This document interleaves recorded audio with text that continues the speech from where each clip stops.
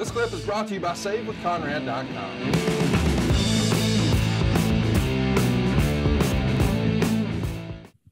Talk to me a little bit about the pacing of a show like this. Who would have been formatting shows at this point in terms of deciding who gets what time, where they're placed on the card, all that jazz? Well, Vince would have been at the top of the end of the table on that. Patterson probably had a big hand in it as far as order of events, things of that nature. You start, when you do a show like that, Conrad, you go to your most important thing that you booked, or you perceive the most important thing that you booked, and you give them the time that you need and start subtracting available time from the pay-per-view itself. So you work backwards, in other words.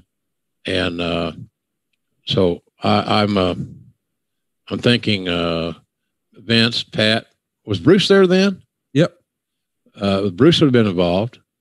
I say that, I'm not saying that as being a dick. I just, Bruce, like me, Bruce came, went, Right. I can't remember all the timeline on that stuff.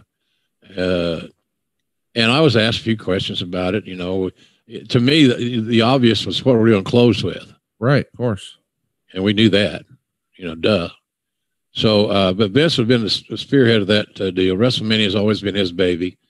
He created it, and he embraced it lovingly. So, but I'm thinking that the late great Pat Patterson would have been deeply involved in that as well, especially in the main event, and especially with The Rock involved. Patterson had a very strong emotional attachment to Rock, to Dewey, as he called him. And he was really young. He was kind of young Rock then, so to speak. I've enjoyed that show, and I love that show on Tuesday. It's just a nostalgic, young Rock's a fun show. NBC's got on the hit. And it's just amazing to me that Rock and his great team are able to continue to produce stellar material. And that's one of them. So I think Patterson would have probably been deeply involved. And we had good agents.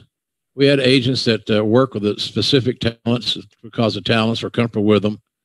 The agents got their marching orders from the head office, and then they would transfer and relate that information to Vince. And Vince then subsequently would probably have to have a conversation with the talent. Here's why we're doing this. Here's why we want to do this, et cetera, et cetera. So, but it starts and ends with Mr. McMahon. Let's talk about the next segment here on the show. We see Shane McMahon arrive in a limousine. It's got the license plate WCW1. And somewhere else in the arena, we see the APA smoking cigars with Jacqueline, and Bradshaw is just sort of running down the history of this venue. This feels like it's formatted a little bit like a Monday Night Raw or a SmackDown. Do you think that your pay-per-view should be much different than your TV? Should it look and feel similar to TV just to have the same sort of continuity and brand identity? Or do you think that, hey man, it's the pay-per-view, let's just have the matches and let's let all this storytelling shit wait till Monday? Well, I think it starts and ends with the product in the ring. Right. The mere fact that you're doing this event in a dome is significant. Sure. So that's going to make it different. So I don't think, I understand your question. I'm not exactly sure I know how to answer it, but I don't think it had a big issue that need to look different than a television show. How are you going to make it? How different can you make it? Right. Camera positions, the venue, things of that nature, because at the end of the day, it still comes back down to the game. Sure. So, no, I don't think that would be a main goal, quite frankly. Hey, it's Conrad Thompson. Thanks for checking out the podcast here on YouTube. Be sure to hit the subscribe button and the notifications bell so you get a notice anytime we upload some new content. And go save yourself some money right now. If you're in a 30-year loan or you have credit card debt, it's not a matter of if I can save you money. It's a matter of how much.